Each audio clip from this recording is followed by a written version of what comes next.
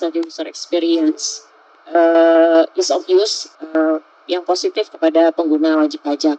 Namun kita juga tetap mempertimbangkan sifat dari Cortex nantinya yang kita beli dengan konsep COTS ya, commercially on the safe. Kemudian Cortex ini nanti adalah sistem yang open dan integrated, artinya dia tidak berdiri sendiri. Sistem ini akan berkoneksi dengan sistem-sistem lain, bukan saja di internal DJP dan Kemenq, tapi juga di luar Kementerian Keuangan. Nanti kita jelaskan masalah interoperabilitas ini. Kemudian juga data and knowledge driven. Jadi kita sudah fokus ke pengolahan data dan semua keputusan yang diambil adalah berdasarkan data. Dan juga kita menerapkan juga knowledge management system. Kemudian yang kelima, digitize dan automated process. Ini mungkin Bapak Ibu sekalian yang sudah mencoba Cortex sudah beberapa fitur terkait otomasi ini sudah banyak sekali dibanding di sistem legacy kita yang lama ya. Jadi tidak perlu harus di follow up oleh pegawai pajak di kantor, itu bisa langsung otomatis produknya keluar gitu ya, ada beberapa seperti SKF dan lain-lain. Kemudian enterprise-wide integrated view of taxpayer. Jadi di sini informasi mengenai wajib pajak itu bisa diakses dan itu sifatnya enterprise-wide. Jadi seluruh informasi, profile, progres, permohonan dan sebagainya ada dalam satu portal wajib pajak yang kita sebut Cortex DJP, di mana wajib pajak bisa melihat apa yang dilihat oleh petugas pajak.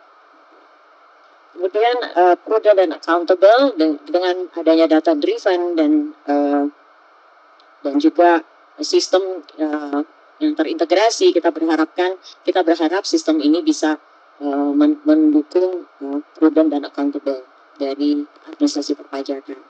Yang berikutnya adalah risk-based compliance approach. Ini pemanfaatan pendekatan risiko, sehingga ini akan ada fairness pada wajib pajak bahwa hanya risiko tinggi yang nanti akan ditindaklanjuti ke law enforcement dan seterusnya. Kemudian omni-channels and borderless services, ini kita channel yang kita sediakan cukup banyak, jadi bisa seperti misalnya produk hukum nanti tidak hanya diterima by post, tapi bisa juga ke portal DJP, ke portal wajib pajak yaitu Cortex DJP, dan bisa juga ke email. Jadi segala channel kita pakai. Kemudian yang terakhir adalah centralized key capabilities in center of excellence. Ini beberapa kemampuan di internal yang kita pakai, misalnya analis data. Kemudian ini contoh kayak call center itu juga sifatnya centralized key capabilities ya. Kemudian ada analis data di kantor pusat Direktorat Jenderal Pajak yang bisa mengolah data-data perpajakan kita. Ini kira-kira beberapa 10 business direction yang dipakai dalam mengembangkan atau membangun Cortex. Kemudian kita lihat dari 10 business direction tersebut apa saja yang kira-kira dibangun dan manfaat Cortex yang bisa kita fokuskan pada saat pembangunannya. Kita bisa masuk ke slide berikutnya. Di sini fokus pembangunan pada saat pembangunan Cortex untuk wajib pajak.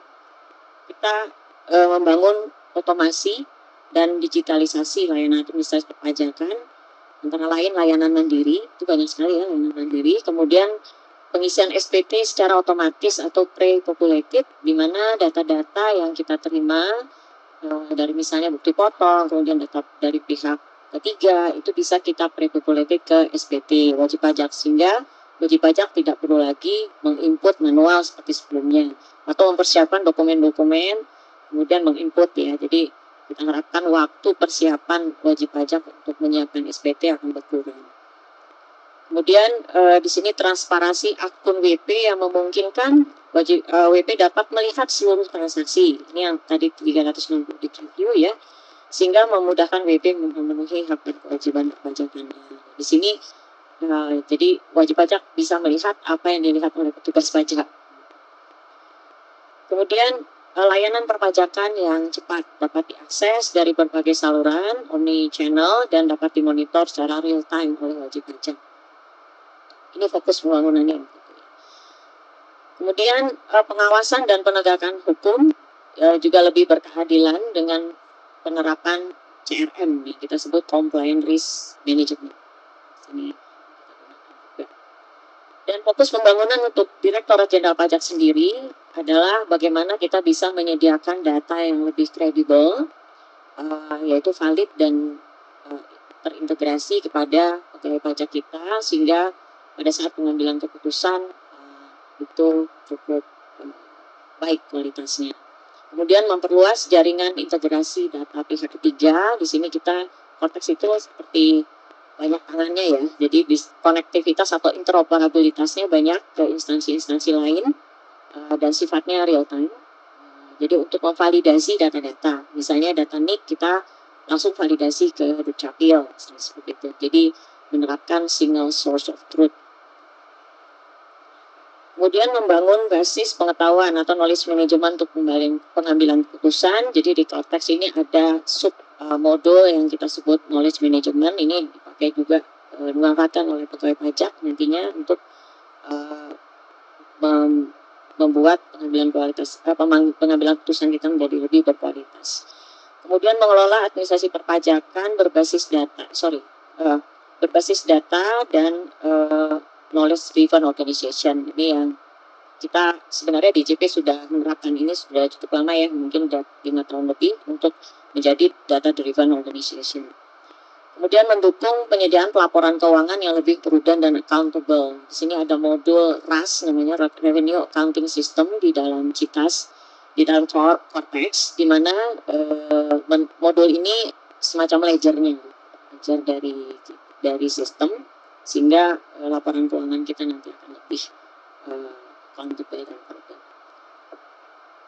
Jadi manfaat yang kita harapkan dengan adanya fokus pembangunan tersebut, yaitu biaya kepatuhan WP menurun, kemudian peningkatan efisiensi dan efektivitas pemungutan pajak bagi pegawai pajak, dan juga memperkecil risiko terjadinya fraud karena ada transparansi yang tadi saya sampaikan.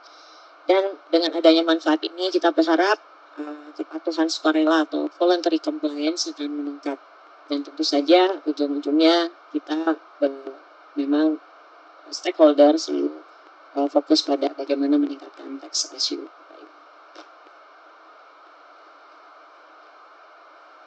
Oke, baik, kita mungkin masuk ke manfaat Cortex untuk wajib pajak, mungkin secara pragmatisnya ya. Di sini kalau sebelum Cortex, ini saluran layanannya masih terbatas dan banyak yang belum terotomasi. Jadi kita masih banyak manual. Ada sih 1-2 yang otomasi, namun masih belum cukup ya jumlahnya.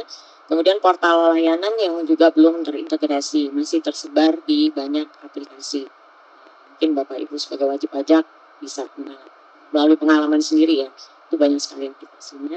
Kemudian transparansi dan akuntabilitas sistem masih relatif rendah karena tidak banyak informasi yang dapat diakses oleh wajib pajak, masih sangat terbatas. Dan dengan implementasi Cortex, ini saluran layanan perpajakan diperluas, ditambah, dan otomasi juga lebih banyak, layanan yang otomasi melalui website, aplikasi, call center, dan kantor pajak juga.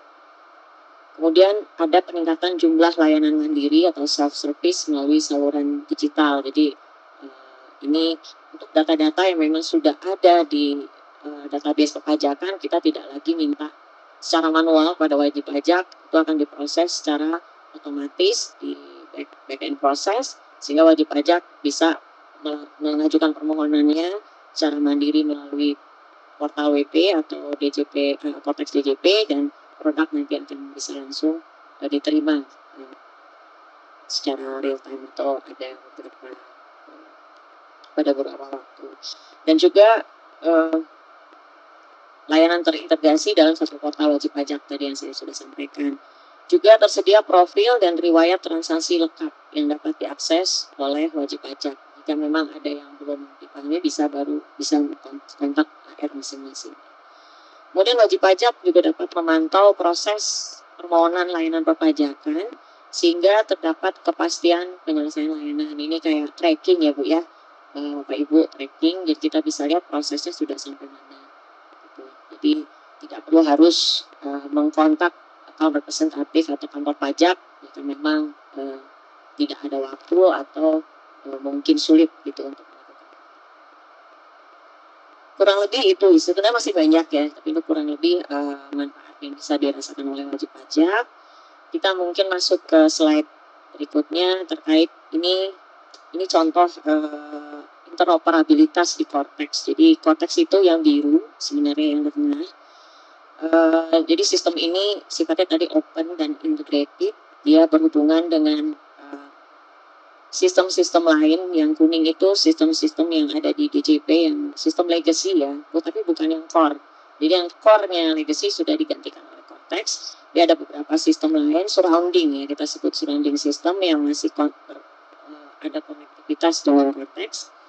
Lalu kalau kita lihat di sebelah kiri dan kanan itu adalah beberapa sistem-sistem di luar Direktorat Jenderal Pajak, baik dari di internal Kementerian Keuangan maupun di luar Kementerian Keuangan yang berinteroperabilitas dengan sistem Cortex.